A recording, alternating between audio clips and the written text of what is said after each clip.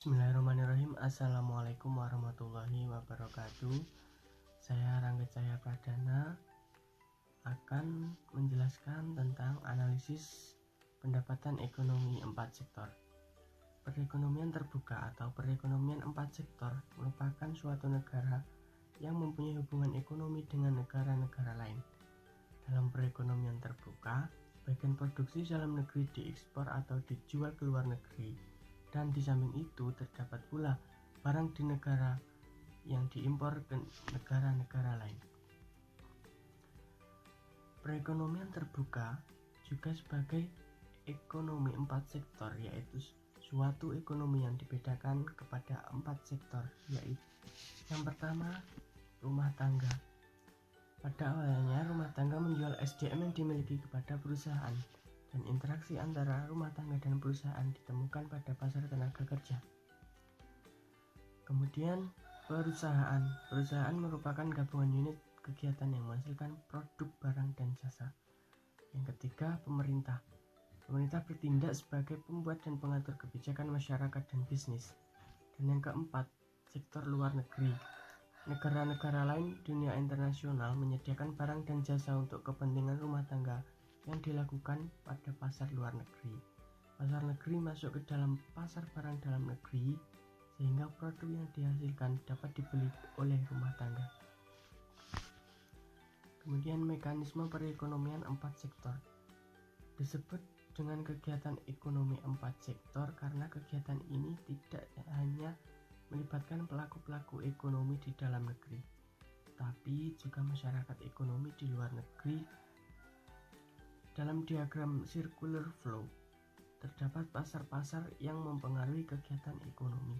Pasar-pasar tersebut meliputi pasar barang, pasar tenaga kerja, pasar uang, dan lembaga keuangan, serta pasar luar negeri. Ciri-ciri pokok dari aliran pendapatan perekonomian terbuka, yaitu pengeluaran konsumsi, membayar pajak, mengimpor, menabung ke bank atau lembaga keuangan. Di samping aliran uang keluar untuk membayar impor, aliran pengeluaran ke sektor perusahaan, aliran perbelanjaan atau pengeluaran penanaman modal untuk beli barang dan peralatan modal dari sektor perusahaan. Kemudian perekonomian terbuka ini terdiri dari ekspor dan impor. Jika suatu negara melakukan ekspor barang dan jasa ke negara lain, maka ia harus memproduksi barang dan jasa melebihi jumlah yang diperlukan di dalam negeri. Dengan meningkatkan jumlah produk, barang dan jasa yang dihasilkan oleh suatu negara, maka hal ini juga akan meningkatkan pendapatan nasional negara tersebut.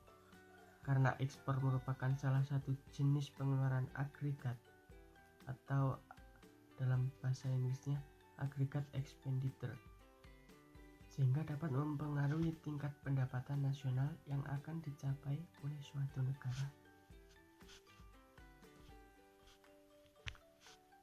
Kemudian perekonomian tertutup adalah model perekonomian yang pada pelakunya, khususnya produsen dan konsumen, secara sederhana akan melakukan kegiatan dalam penjualan dan pembelian di pasar yang saling melengkapi untuk memenuhi kebutuhan dan kepentingan masing-masing. Dalam transaksi tersebut, mereka akan terikat dengan kontrak dagang atau kesepakatan jual beli, dan kemudian ditetapkan harga jual atau harga beli dari kegiatan tersebut.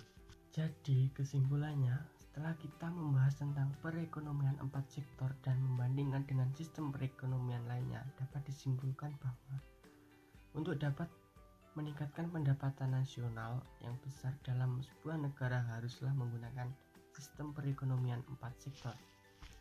Ekspor barang maupun jasa harus diperbesar atau diperbanyak dengan kapasitas atau nilainya sesuai dengan stabilitas sumber daya yang dimiliki negara. Kemudian Indonesia masih belum memiliki banyak komoditas ekspornya, bahkan masih sering mengimpor barang. Pada intinya, untuk dapat meningkatkan daya ekspor dari sebuah negara harus berproduktif dengan komoditas yang berkualitas dan dapat bersaing. Dan kemudian yang terakhir, peningkatan ekspor akan mempengaruhi pertambahan pendapatan nasional dari suatu negara. Sekian yang dapat saya sampaikan. Ada salah kata, saya mohon maaf yang setulus-tulusnya. Wassalamualaikum warahmatullahi wabarakatuh.